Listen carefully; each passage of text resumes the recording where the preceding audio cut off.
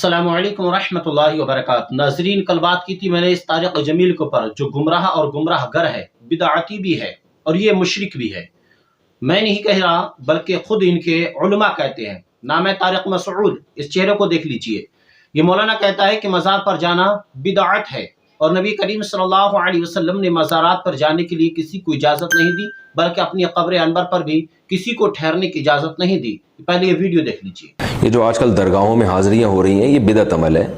مزاروں پہ جو کچھ ہو رہا ہے یہ قرآن و سنت سے اس کا ثبوت نہیں ہے۔ نبی صلی اللہ علیہ وسلم نے اپنی خبر کے لیے ان چیزوں کو برداشت نہیں کیا، حالانکہ آپ صلی اللہ علیہ وسلم سے زیادہ تو اس کائنات میں کسی کا مقام نہیں ہے۔ آپ نے فرمایا کہ میرے دنیا سے جانے کے بعد میری قبر کو عیدگاہ نہ بنانا۔ تو آپ نے سنا طارق مسعود کو، اس نے کہا کہ مزار پر جانا بدعت ہے، تو اس کے نزدیک مزار پر جانا بدعت ہے، دیوبندیوں کے نزدیک مزار پر جانا بدعت ہے۔ تو مولوی طارق جمیل خواجہ غریب نواز رحمۃ اللہ علیہ کے مزار پر گیا، ان کے فتوے سے بدعتی ہوا۔ مولوی طارق جمیل داتا گنج بخش لاہوری رحمۃ اللہ علیہ کے مزار پر گیا، ان کے فتوے سے بدعتی ہوا۔ یہ طارق مسعود خود ایک مندر کے اندر گیا تھا، یہ دیکھ لیجئے، یہ خود ایک مندر کے اندر گیا تھا۔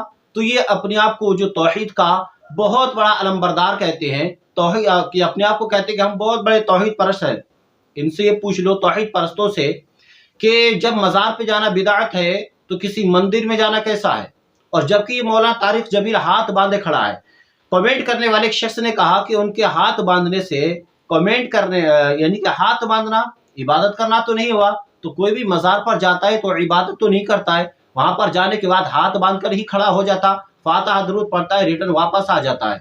تو جب تمہارے نزدیک مزار پہ جانا بدعت ہے تو مندروں میں جانا، گرودوارے میں جانا، سمادھی پر جانا، یہ کہاں سے تمہارے نزدیک جائز ہو گیا؟ مطلب تمہیں دشمنی اللہ کے ولی سے ہے، تمہیں دشمنی کافروں سے نہیں ہے، تمہیں تکلیف مسلمانوں سے ہے، تمہیں تکلیف کفار سے نہیں ہے، اس لیے کیونکہ کفار کے تم جھولی میں پڑے ہوئے ہو۔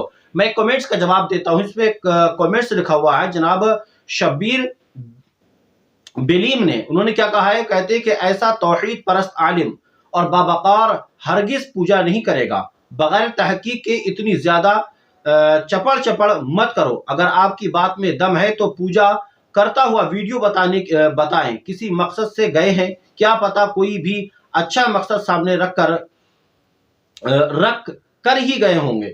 یہ اتنے زبردست عالم ہے کہ شیطان بھی ان سے دور بھاگتا ہے، اتنا زبردست عالم ہے کہ امی عائشہ صدیقہ رضی اللہ تعالیٰ عنہ کی شان میں یہ ذلیل انسان نے گستاخی کی ہے۔ اس کی کئی ساری گستاخی کی ویڈیو ابھی بھی سوشل میڈیا کے اوپر پڑی ہوئی ہیں، اگر کسی کو اگر ویڈیو چاہیے یوٹیوب پر جا کر سرچ کر لے تو مولانا طارق جمیل کی گستاخیاں ایک نہیں ہزارہ ویڈیو ایسی نکل کر آ جائیں گی کہ جس میں یہ مولوی طارق جمیل حضرت عائشہ صدیقہ رضی اللہ تعالیٰ عنہ، حضرت امام حسن امام حسین رضی اللہ تعالیٰ عنہم اور حضرت عمر فاروق اعظم رضی اللہ تعالیٰ عنہ کی شان میں اس ذلیل شخص نے گستاخیاں کی ہیں۔ تو تم ایک ایسے شخص کا بچاؤ کر رہے ہو جو مندروں میں جاتا ہے، ایک ایسے شخص کا بچاؤ کر رہے ہو جو گرودوارے میں جا کر کے ہاتھ باندھ کر کھڑا ہوتا ہے، پھر اس کے اوپر تم دلیل یہ لے کر آتے ہو کہ وہ کسی مقصد سے گئے ہوں گے۔ جب ایک مسلمان اللہ کے ولی کی مزار پر جاتا ہے تو وہ بھی کسی مقصد سے جاتا ہے، اس کا مقصد کیا ہوتا ہے وہ تمہیں بتا کر جائے گا کہ میں کس مقصد سے یہاں پر آیا ہوں۔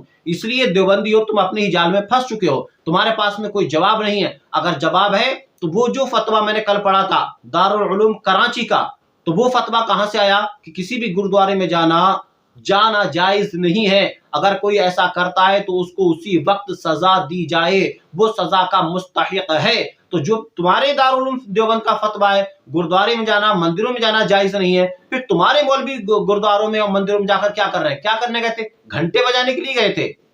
شرم مگر تمہیں نہیں آتی۔